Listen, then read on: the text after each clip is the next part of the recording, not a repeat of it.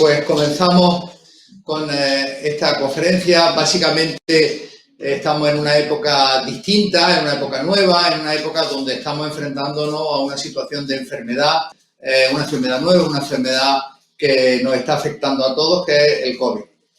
Y la radioterapia tiene un papel importante en esta situación de enfermedad. Ten en cuenta que vamos a hablar un poco de las diversas situaciones en las cuales nos encontramos. Lo primero es, ¿qué es la enfermedad del COVID? La enfermedad del COVID sabemos hoy en día que es una infección por un virus, por el SARS-CoV-2, y que está generando un problema de salud con un incremento de la incidencia muy importante en esa primera ola que tuvimos y en esta segunda, donde es verdad que en la primera hemos tenido una elevación de mortalidad en el primer caso y menos en esta segunda situación, aunque estamos entrando en una cierta situación de tensión en la unidad de cuidados intensivos y en la plaza hospitalaria. ¿Por qué esta enfermedad es tan importante o está siendo tan relevante? Porque esta es una enfermedad donde coexisten probablemente dos periodos muy diferentes. En un primer periodo, la enfermedad es una enfermedad infecciosa vírica habitual, como en otros virus, que conlleva una sintomatología fundamentalmente de fiebre, tos, malestar general, etcétera, que se debe a la infección del virus. En nuestro cuerpo, cuando hay una infección, normalmente se asocia a fenómenos inflamatorios que se producen para ayudar a solventar esa infección y que habitualmente desaparecen cuando desaparece la infección. Lo que pasa en esta situación es que para esa fase viral, donde el virus está infectando las células, tenemos antivirales. Y en este caso, pues está probado el Remdesivir. Puede ayudarnos a evitar que entre el virus, a evitar a que se replique, etc. Es decir, tenemos un tratamiento contra el virus. Pero lo que pasa en algunos pacientes a los 8, 9, 10 días, 12 días, es que a lo mejor la carga viral disminuye y lo que aparece son un cuadro de inflamación pulmonar que debía haber acabado cuando acabara el virus, pero que no acabó. Entonces, ahí es donde vemos quizás la parte más difícil de esta enfermedad, que es lo que hemos denominado la tormenta de citoquina, es decir, la hiperinflamación.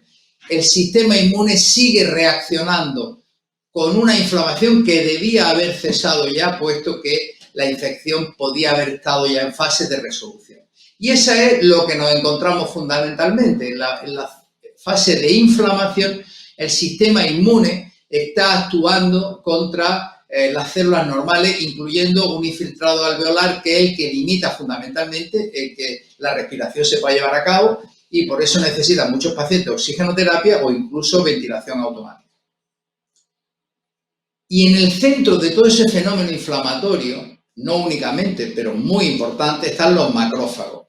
Los macrófagos son células defensivas que, en función de la situación en la que se encuentren, pueden diferenciarse a un tipo, digamos, inflamatorio que denominamos M1, que efectivamente va a provocar la aparición de esa interleuquina 1, interleuquina 6 tan importantes que llevan a esa tormenta de citoquina, a esa hiperinflamación, o puede modularse a un segundo tipo que llamamos M2 antiinflamatorio, donde quizás lo que hace este nuevo macrófago es minimizar esos efectos inflamatorios produciendo otro tipo de citoquinas supresoras de la inflamación.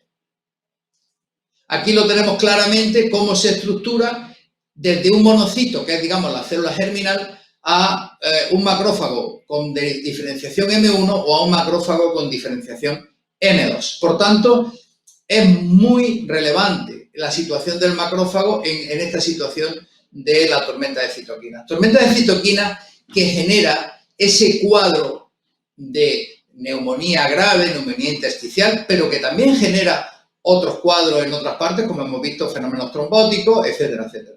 Todos relacionados con una inflamación que no cesa. Por eso, los tratamientos que se utilizan en esta fase hiperinflamatoria incluyen, demostrado, la dexametasona, es decir, un corticoide.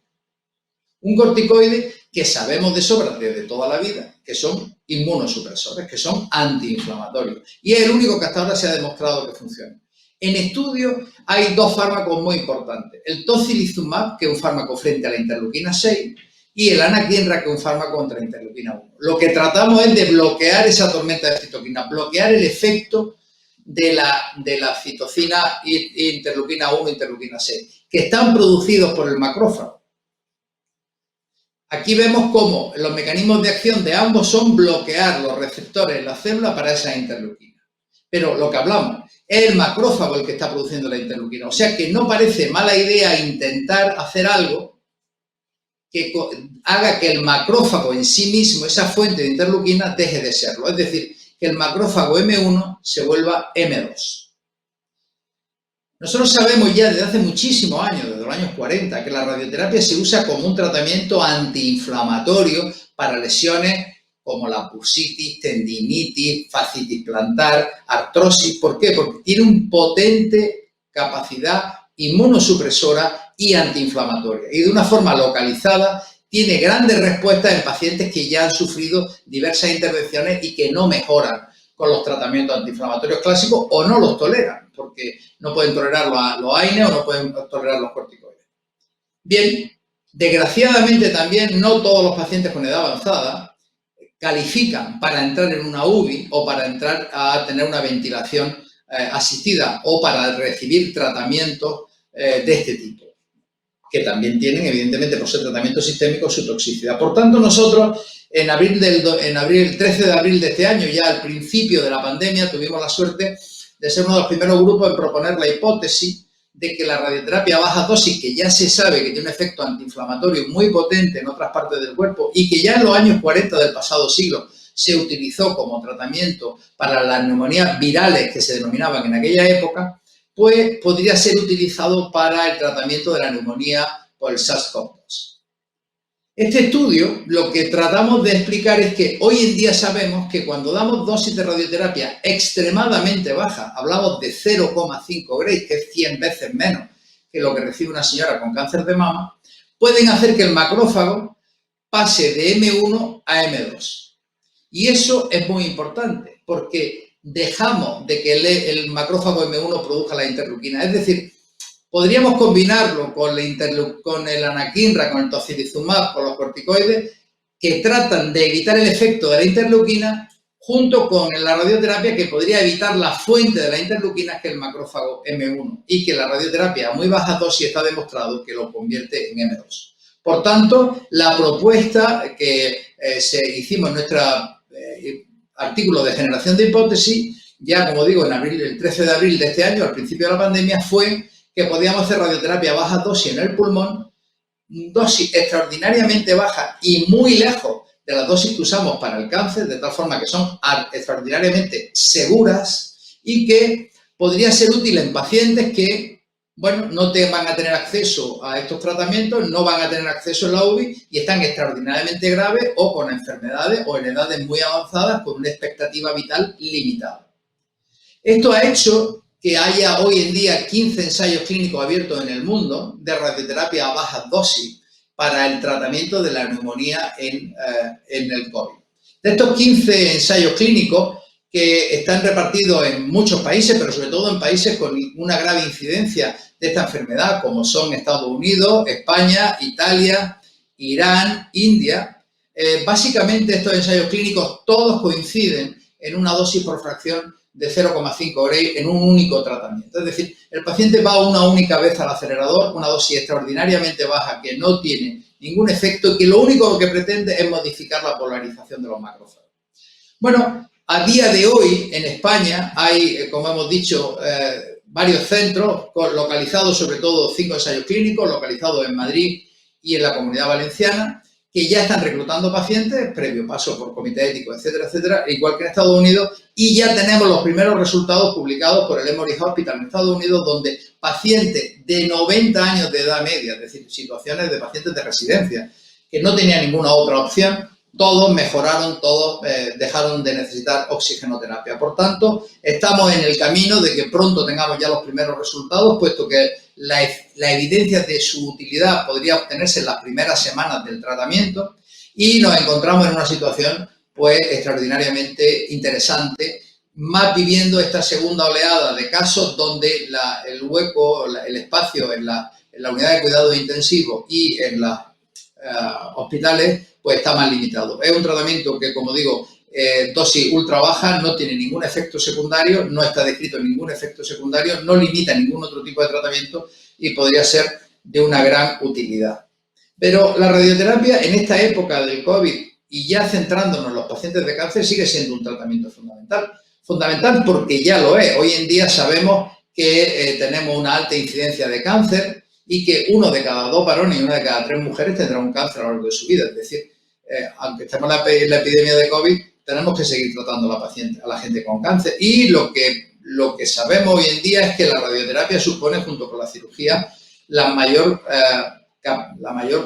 terapia capaz de curar el mayor número de pacientes, además a un coste extraordinariamente reducido. Es decir, la radioterapia es responsable del 40% de los pacientes curados de cáncer, a un coste que representa el 5% del presupuesto total para tratamiento oncológico.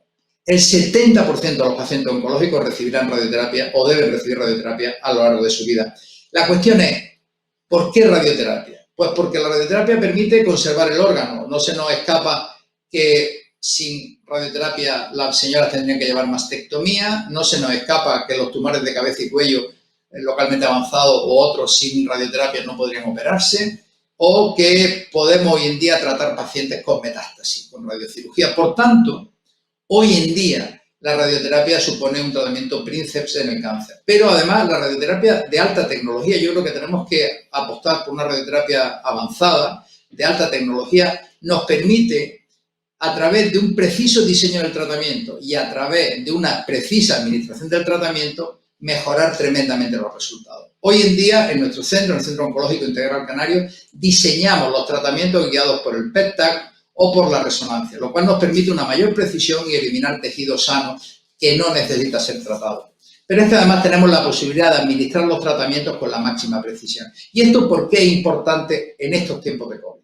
Pues esto es importante porque si hacemos la radioterapia convencional de 6, 7 semanas, los pacientes están 6 o 7 semanas viniendo a las salas de espera, estando en contacto con otros pacientes. Además, son pacientes que en edad avanzada, son pacientes que tienen que ir y venir en transportes muchas veces propuestos por los servicios de salud. Eso significa estar en relación con otros pacientes.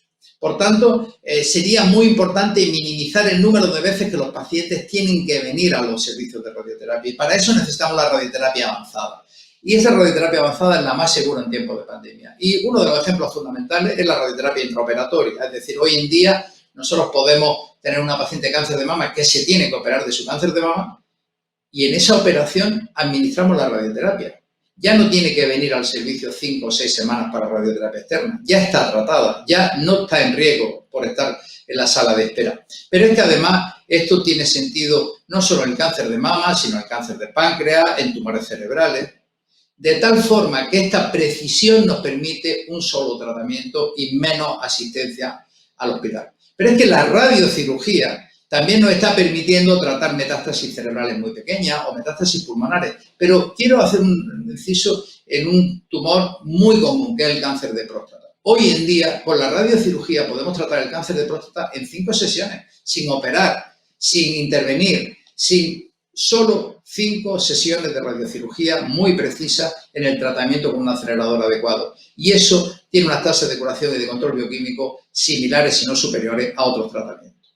Pero igual pasa, por ejemplo, con el cáncer de pulmón, una cirugía de cáncer de pulmón, de un tumor primario de pulmón pequeño, T1, T2, puede ser sustituida hoy en día con seguridad por 3 sesiones de radiocirugía. Por tanto, la radioterapia avanzada que disponemos en el Centro Oncológico Integral Canario nos permite minimizar el tiempo que los pacientes están en los hospitales, que están en la sala de espera y que están en conjunto o en contacto con otros posibles pacientes o familiares que pudieran estar contagiados de la enfermedad. Nuestro modelo es evitar lo que hasta ahora hay, que es una asistencia oncológica por servicio en grandes hospitales, donde el paciente añoso en general está un poco perdido, donde va de consulta a consulta, de puerta en puerta, de médico en médico, y lo que pretendemos es que haya una asistencia completamente integrada, es decir, que haya una sola puerta donde el paciente con cáncer viene y todo ahí está ahí, y donde en vez de ir el paciente de puerta en puerta, todos los profesionales estamos detrás de una sola puerta, donde le estamos prestando toda la